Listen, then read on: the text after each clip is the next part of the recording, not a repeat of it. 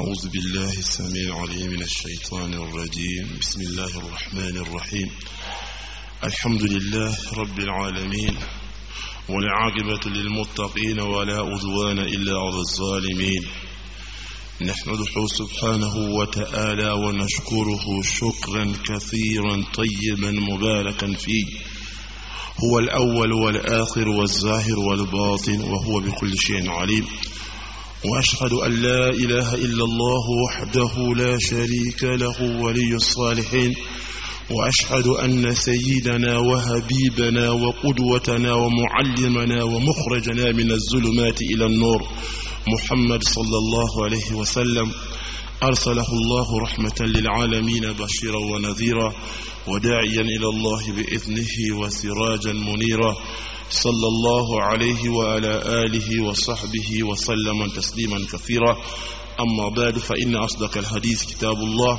وخير الهدي هدي محمد صلى الله عليه وسلم وشر الأمور محدثاتها وإن كل محدثة بدعة وكل بدعة ضلالة وكل ضلالة في النار ثم أما بعد السلام عليكم ورحمة الله وبركاته Alhamdulillah, chers frères, louange à Allah, nous le louons, nous implorons son secours et son pardon, et nous cherchons sa protection contre le diable, le banni. Nous cherchons également sa protection contre nos péchés et contre les méfaits enfuis dans nos âmes et nos mauvaises œuvres. Certes, quiconque Allah guide, nul ne peut l'égarer, et quiconque est plongé dans l'égarement, nul en dehors d'Allah ne peut le guider. Et j'atteste qu'il n'y a point de divinité digne d'être adorée en dehors d'Allah, l'unique qui n'a point d'associé. Et j'atteste que Muhammad sallallahu alayhi wa sallam est son serviteur et son messager. Ensuite donc, chers frères, comme nous le disons toujours et comme nous l'a dit notre prophète Muhammad sallallahu alayhi wa sallam, que la parole la plus véridique c'est le livre d'Allah, le Coran. Et la meilleure guidée certes est la guidée de son messager, le prophète Muhammad sallallahu alayhi wa sallam. Et le pire des pratiques religieuses, n'est-ce pas, sont les choses inventées. Or, toute chose inventée dans la religion est une bid'a, une innovation. Et toute bid'a, innovation et égarement, et tout égarement conduit donc en l'enfer. Ainsi, nous prions Allah subhanahu wa ta'ala de nous protéger contre, n'est-ce pas, les supplices de l'enfer. Ainsi, donc, chers frères, une fois de plus, n'est-ce pas, tous nos remerciements vont, n'est-ce pas, à notre Seigneur Allah subhanahu wa ta'ala, qui nous a permis, n'est-ce pas, à beaucoup d'entre nous de nous retrouver encore plus nombreux, n'est-ce pas, dans ce mois béni, dans ces 10 derniers jours du mois de Ramadan, ces 10 derniers jours auxquels nous cherchons, n'est-ce pas, cette nuit bénie, cette nuit auquel est descendu le Coran, cette nuit qui a, n'est-ce pas, une valeur supérieure à 1000 mois d'adoration. Et nous prions Allah subhanahu wa ta'ala qu'il nous facilite à nous tous, n'est-ce pas, d'avoir cette nuit-là et d'être, n'est-ce pas, parmi les élus du paradis. Alhamdulillah, chers frères, notre exposé aujourd'hui, n'est-ce pas, va, n'est-ce pas, se focaliser, n'est-ce pas, sur az-zina, c'est-à-dire la fornication ou l'adultère. Parce que comme vous le savez, chers frères, c'est la maladie aujourd'hui, n'est-ce pas, des jeunes, et même pas seulement des jeunes, même les vieux aussi.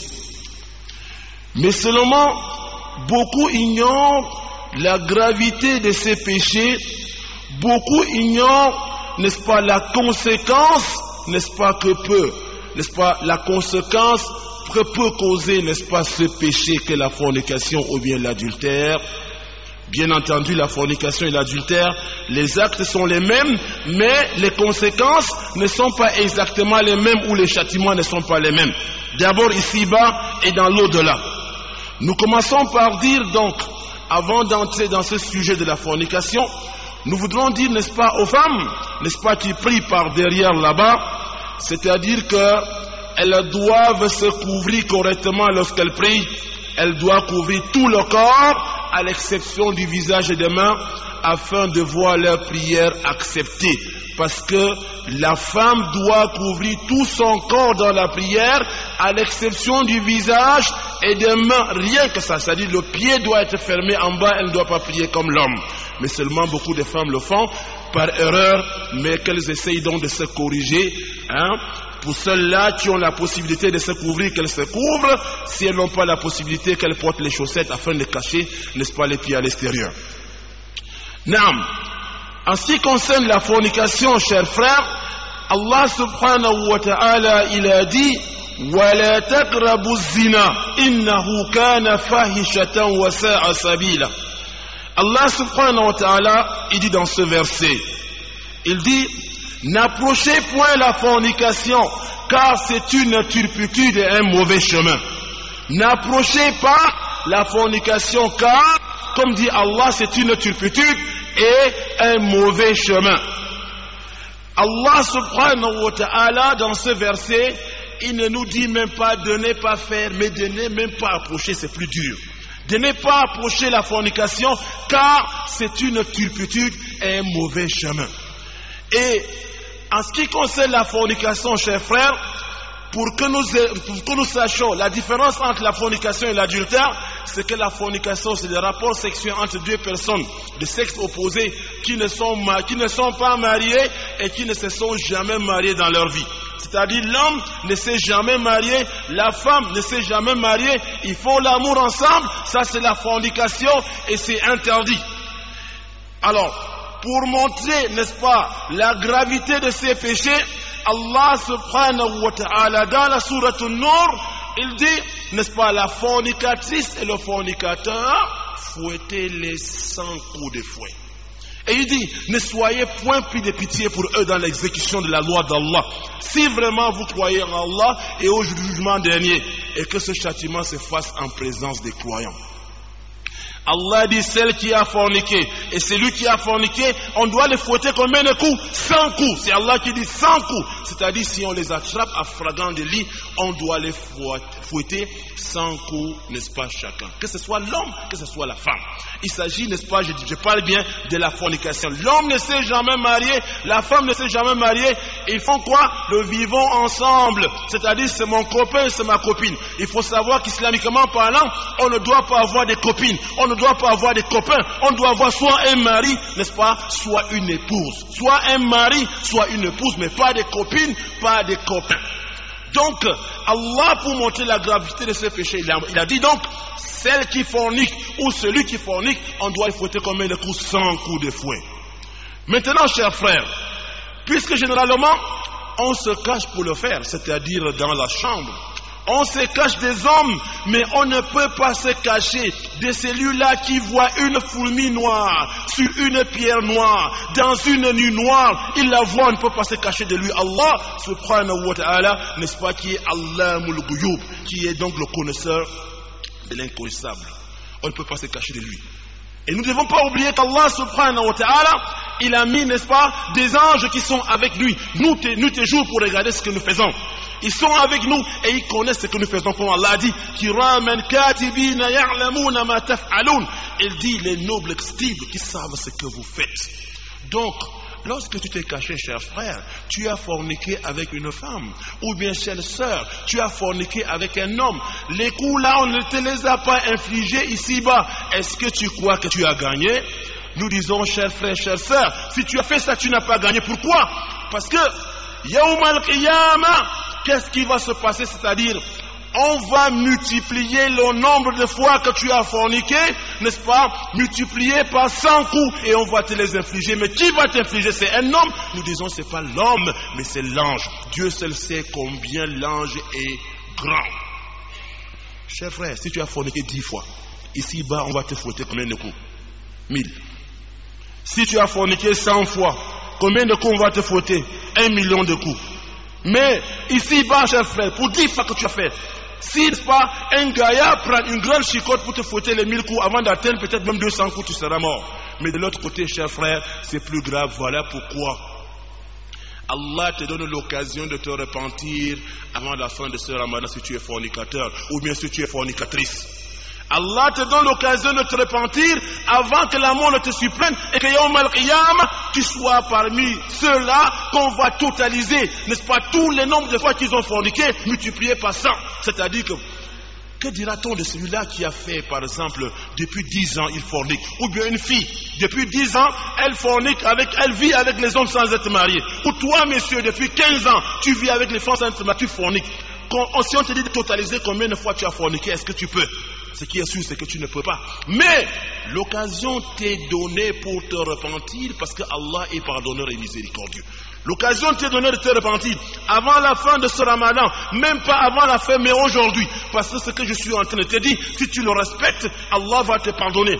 Allah te donne l'occasion, il dit, n'est-ce pas, dans la sourate Al-Furqan, là où Allah, il a mis, n'est-ce pas, dans le même verset, c'est-à-dire le shirk, dans le même verset, il a mis le meurtre, dans le même verset, il a mis le zina. Là où il dit, وَالَّذِينَ لَا يَدْعُونَ مَعَ اللَّهِ إِلَهًا آخَرَ وَلَا يَقْتُلُونَ النَّفْسَ الَّتِي حَرَّمَ اللَّهُ إِلَّا بِالْحَقِّ وَلَا يَزْنُونَ. Allah dit وَمَنْ يَفْعَلْ ذَلِكَ يَلْقَ أَثَامًا يُضَاعَفْ لَهُ الْعَذَابُ يَوْمَ الْقِيَامَةِ وَيَخْلُدْ فِيهِ مُقَامًا إِلَّا مَنْ تَابَ وَآمَنَ وَعَمِلَ عَمَلًا صَالِحًا فَأُولَئِكَ يُبَدِّلُ اللَّهُ سَيِّئَاتِهِمْ حَسَنَاتٍ وَكَانَ اللَّهُ غَفُورًا رَحِيمًا. Allah dit subhanahu wa ta'ala, ceux qui n'évoquent pas d'autres divinités avec Allah, ceux qui n'évoquent pas d'autres divinités avec Allah et qui ne tuent pas l'âme qu'Allah a interdit de tuer sauf avec motif légitime et qui ne commettent pas de fornication. Allah dit, ceux qui commettent de tels péchés, ils seront châtiés en conséquence. N'est-ce pas? Il dit comment? Le châtiment leur sera doublé et multiplié et ils resteront éternellement dans l'ignominie. Bon, Allah subhanahu wa ta'ala, parce qu'il t'aime, n'est-ce pas? Parce qu'il a envoyé son messager Muhammad sallallahu alayhi wa sallam comme miséricorde pour toi, pour l'humanité tout entière. Il te donne l'occasion parce que tu es encore vivant. Il dit illa man taba, sauf celui qui se repent, wa amana, et qui croit, wa amila amala saliha, et qui fait le bien. Allah dit quoi? Fa'ulaika yubaddilu Allahu sayyi'atihim hasanat. Cela, Allah va changer leurs péchés en bien, car Allah est pardonneur et miséricordieux. Donc, cher frère, tu es vivant maintenant. Est-ce que tu es sûr que tu vas vivre jusqu'à demain? Tu n'es pas sûr. Mais étant assis là où tu es là, si tu es fornicateur, tu sais que tu es fornicateur. Toi aussi, la femme qui est de l'autre côté, si tu forniques, tu sais que tu es fornicatrice. Donc, maintenant, ce que tu dois faire, c'est de te repentir, parce que tu n'es pas sûr que ce matin tu seras encore là, alors qu'Allah subhanahu wa ta'ala, il est prêt à pardonner à quiconque se repent avant que le soleil ne sorte de son coucher. Avant que le soleil ne sorte de son coucher, parce qu'il sort à l'est, il dort à l'ouest, mais le jour où le soleil va sortir de ce côté-là, sache que c'est la fin du monde. Donc Allah est prêt à te pardonner. Il suffit que tu arrêtes. Tu arrêtes la fornication, tu demandes pardon à Allah. Deuxièmement, tu regrettes. Pourquoi est-ce que tu as forniqué? Troisièmement, tu décides de ne plus jamais forniquer, c'est-à-dire de ne plus avoir de rapport avec une femme avec une femme qui n'est pas ta femme, ou bien une femme avec un homme qui n'est pas son mari.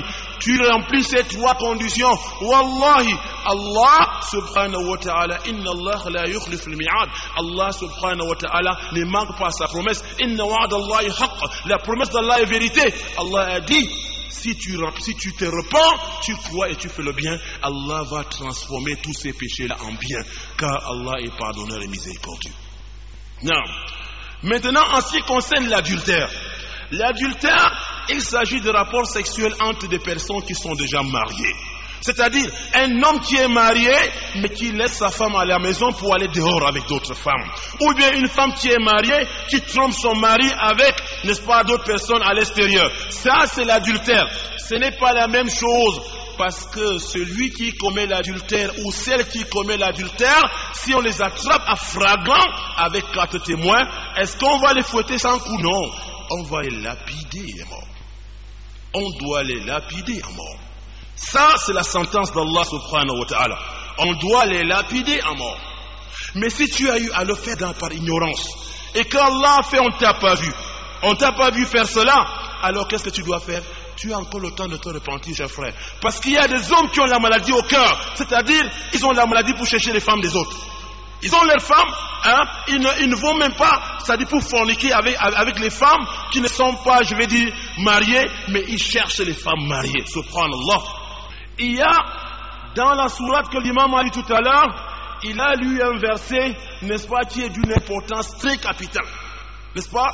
dans ce verset-là, c'est une mise en garde qu'Allah nous montre qu'il dit وَكُلَّ الْإِنسَانِ أَظَّلْنَاهُ طَائِرَهُ فِي عُنُقِهِ وَنُخْرِجْ لَهُ يَوْمَ الْقِيَامَةِ كِتَابًا يَلْقَاهُ مَنشُورًا اقرأ كتابك كفى بنفسك اليوم عليك حسيبا من اهتدى فإنما يهتدي لنفسه ومن ضل فإنما يدل عليها ولا تزر وازرة وزر أخرى وما كنا معذبين حتى نبعث رسولا. Allah dit quoi?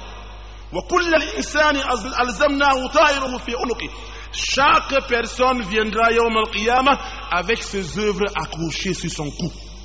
Les œuvres que tu as faites, des biens et des mauvais, tu viendras yawm al-qiyamah avec ses œuvres accrochées sur le cou. Allah dit wa nukhrij lahu yawm al-qiyamah kitaban yalqahu manshura. Alors on va lui faire sortir un livre le jour du jugement dernier qu'il trouvera détaillé. Regardez le nombre que nous sommes là. S'il faut que tu te lèves là pour parler, n'est-ce pas? Si tu n'es pas habitué, tu auras le trac. Allah dit ce jour-là, on va te dire quoi? Ikra kitabaka kafa bi nafsika al-yawma alayka hasiba. Lis ton livre. Tu te suffis toi-même pour faire tes comptes. On va te dire, lis ton livre, lis. Tu vas te tenir yawm al-qiyamah, cher frère. Pense à ce jour-là où tu vas avoir ton livre. Tu vas dire, tel jour j'ai tué, tel jour j'ai forniqué, tel jour j'ai volé, tel jour j'ai menti, tel jour j'ai négligé ma prière, tel jour j'ai été homosexuel, tel jour tu vas parler. Mais comment est-ce que tu vas mentir? Tu vas parler, Allah va te dire, Ikra kitabaka kafa bi nafsika al-yawma alayka hasiba. Lis ton livre. Tu te suffis toi-même pour faire tes comptes. Tu te suffis toi-même pour faire tes comptes. Yawm al-qiyamah, cher frère, est-ce que tu aimerais te trouver, n'est-ce pas, le jour où Allah dit Yawma tubla sarair, le jour où le secret sera dehors? Tu aimerais bien, Yawm al-qiyamah, lis ton livre en disant oh, tel jour j'ai fait ceci, j'ai prié, j'ai aidé le pauvre, j'ai fait ceci, le bien. Mais est-ce que tu seras content de dire tel jour j'ai forniqué, tel jour j'ai tué, tel jour j'ai menti? Tu vas dire. Mais si tu ne veux pas dire, il est temps pour toi de te repentir pour tous tes péchés et de rentrer à Allah subhanahu wa ta'ala. N'oublie pas aussi, cher frère, que Yawm al-qiyamah, tes œuvres, n'est-ce pas, te seront présentées. Allah dit subhanahu wa ta'ala وَمَنْ أُوتِيَ كِتَابَهُ فَأَمَّا مَنْ أُوتِيَ كِتَابَهُ بِيَمِينِهِ فَسَوْفَ يُحَاسَبُ حِسَابًا يَسِيرًا وَيَنْقَلِبُ إِلَى أَهْلِهِ مَسْرُورًا. Allah dit, c'est lui qui recevra son livre de la main droite. فَأَمَّا مَنْ أُوتِيَ كِتَابَهُ بِيَمِينِهِ. Quel livre? Le livre de tes œuvres que tu faisais ici-bas. Celui qui recevra son livre du côté droit, de la main droite, qu'est-ce qui va se passer? N'est-ce pas? Il aura un jugement facile et, n'est-ce pas, il rentrerait vers sa famille étant très content. Mais celui qui aura fait le contraire, qu'est-ce qui va se passer? Sa mère sera le feu. Et nous prions Allah subhanahu wa ta'ala qui nous préserve de l'enfer et qu'il fasse que nous soyons parmi les habitants du paradis. Wassalamu alaikum wa rahmatullah.